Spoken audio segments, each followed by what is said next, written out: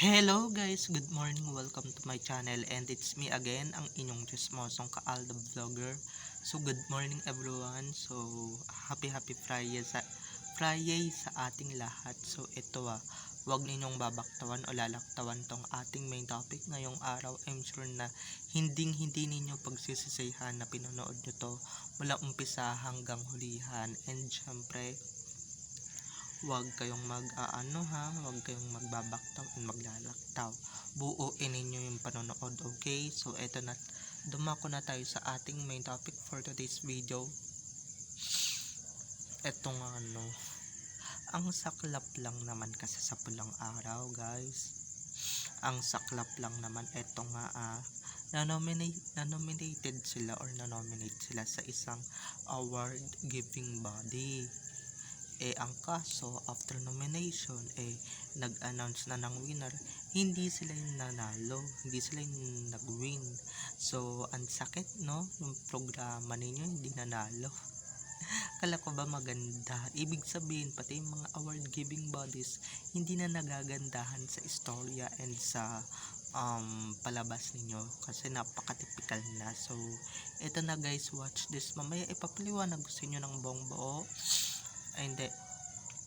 So ayan, no, nagsayang po kayo ng effort and nagsayang lang kayo ng mga equipments. Ang tagal-tagal ninyong pinagplanuhan to, tapos hindi naman kayo mananalo.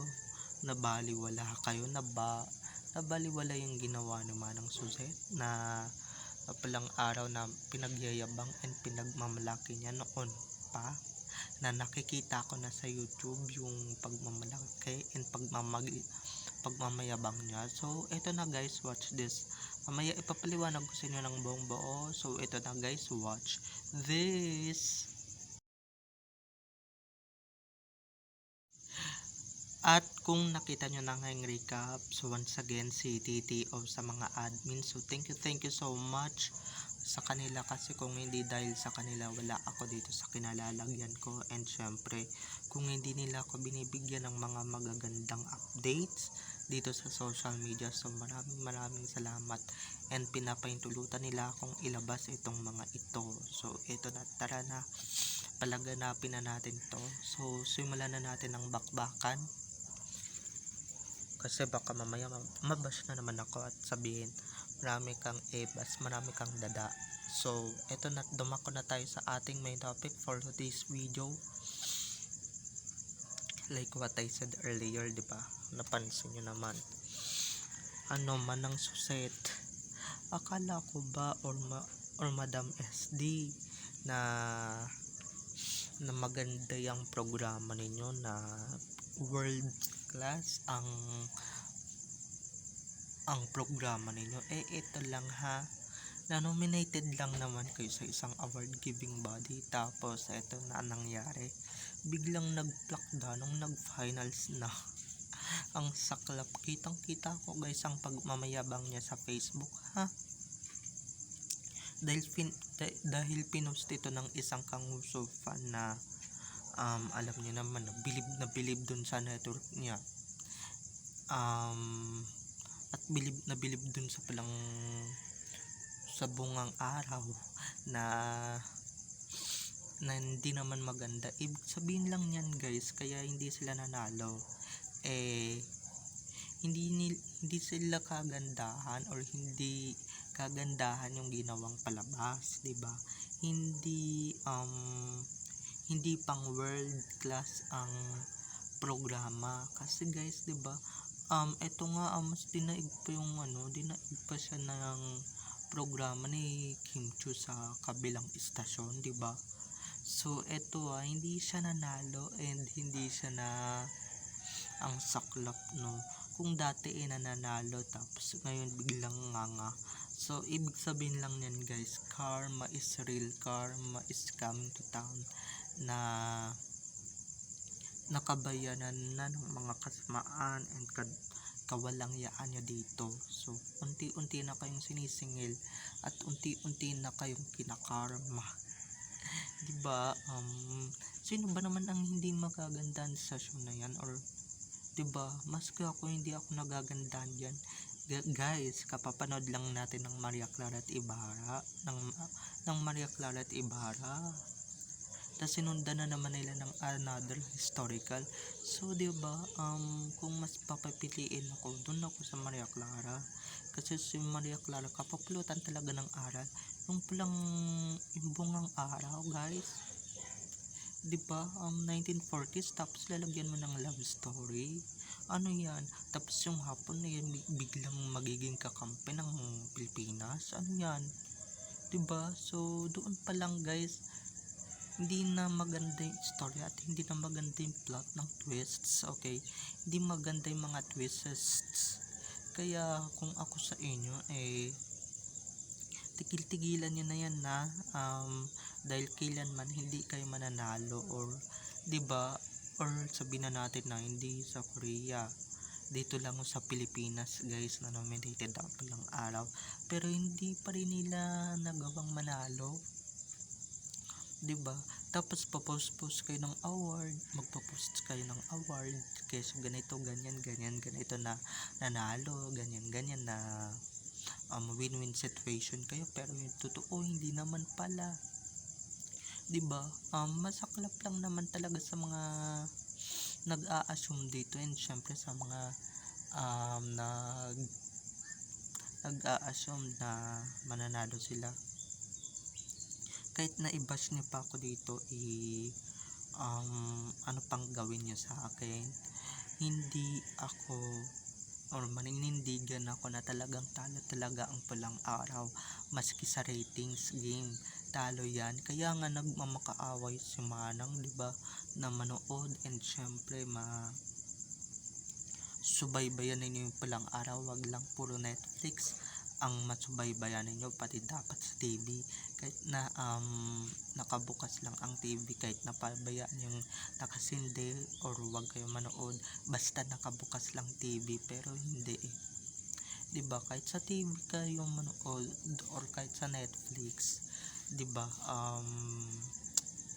Kahit nasabihin ninyong sa Netflix kayo sa manood or kung saan mang platform, wala din yan, guys, wala. 'Di ba? Doon sa Netflix na naniniwalang nangunguna.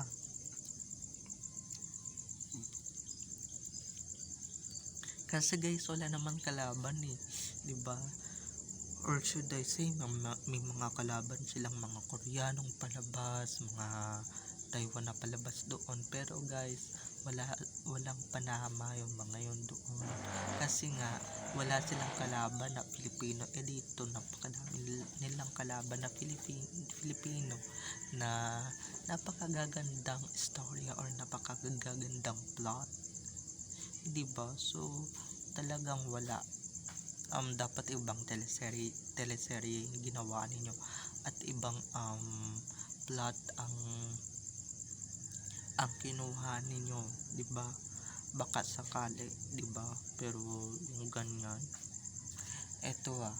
pag talaga kang uso ang gumawa, paminsan-minsan lang sila nananalo pero yung the rest hindi sila nananalo. Kasi alam nyo ba kung bakit? Ang papangit ng gawa nila, 'di ba? Ako real talk lang na maski nga yung mga songs nila na kay papangit or kay cheap ngayong taon na ito, pero yung mga nakaraang taon, mga 2010, ang gaganda, 'di ba? Kasi iba pa yung namamahala noon sa Kamuso Network at iba pa yung entertainment head nila.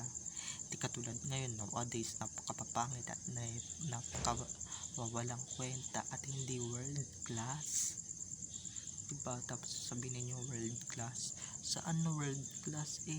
Maniniwala kaming world class yan kung yung pulang araw diba, din yun nilagyan ng kung ano ng twists and kababuyan. Dapat kung ano lang yun nangyari noong 1940s, ganun lang dapat ang maganap and ganun lang dapat ang mangyari. Wala nang iba pang kababuyan at wala nang ibang kawalang-yaan na nangyari, diba? Yun lang yun or ganun lang yun. Ako na inasa ko and